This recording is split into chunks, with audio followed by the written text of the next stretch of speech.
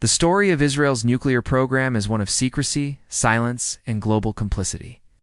It is widely believed that Israel possesses nuclear weapons, yet it has never admitted this. It has never signed the Nuclear Non-Proliferation Treaty. It allows no international inspections. And still, the world looks away. Israel's pursuit of nuclear capability began in the 1950s, when it partnered with France to build the Dimona nuclear facility in the Negev desert. Officially, it was a research reactor. But in reality, Dimona became the center of Israel's covert weapons-grade plutonium production.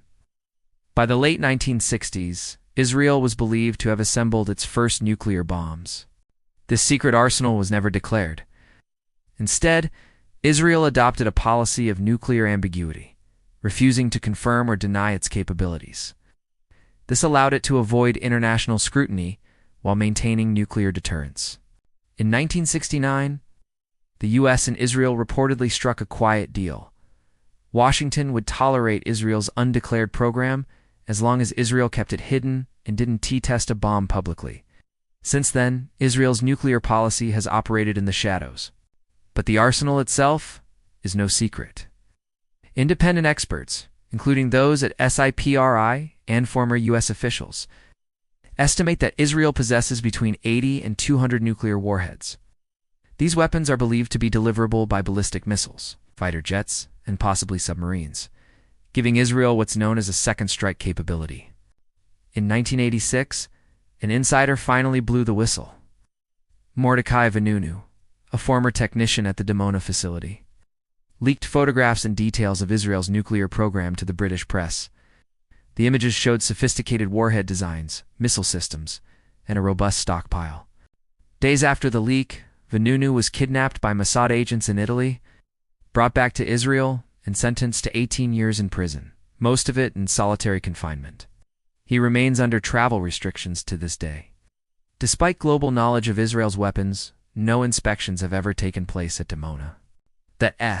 Because Israel refuses to sign the Non-Proliferation Treaty, a global agreement signed by nearly every other country, including Iran.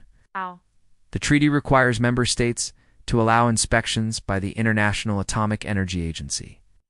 Israel remains outside that system. The IAEA has repeatedly called on Israel to join the NPT and open its nuclear facilities to oversight. Israel has rejected every call. In several UN sessions, resolutions urging Israeli compliance were voted down or blocked by its allies. At the same time, countries like Iran are subject to intense monitoring, even though they've never been proven to possess a nuclear weapon. This glaring double standard is at the heart of the controversy.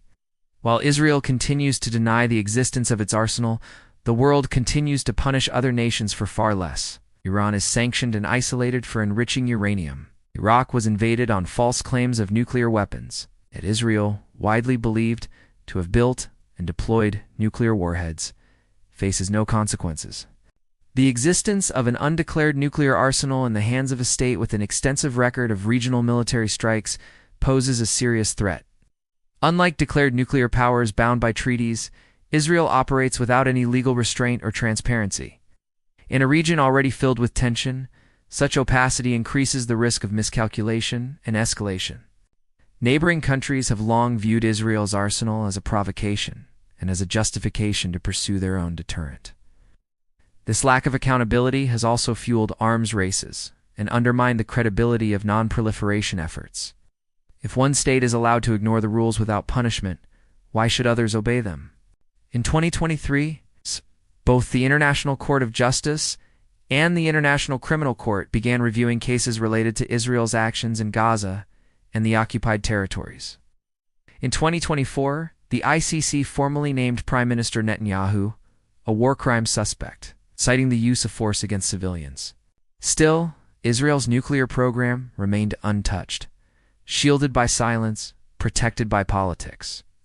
For decades, the global community has pretended not to know what it knows: that Israel has nuclear weapons, that it built them in secret, that it refuses oversight, and that its possession of these weapons outside all global frameworks remains one of the world's greatest nuclear hypocrisies. As conflict in the region escalates once again and nuclear fears grow worldwide, the question must be asked: How long can the world uphold one set of rules for most nations, and no rules at all for Israel? The longer this imbalance continues, the more dangerous it becomes. Because when one country is allowed to hide a nuclear arsenal with impunity, others will eventually demand or build their own.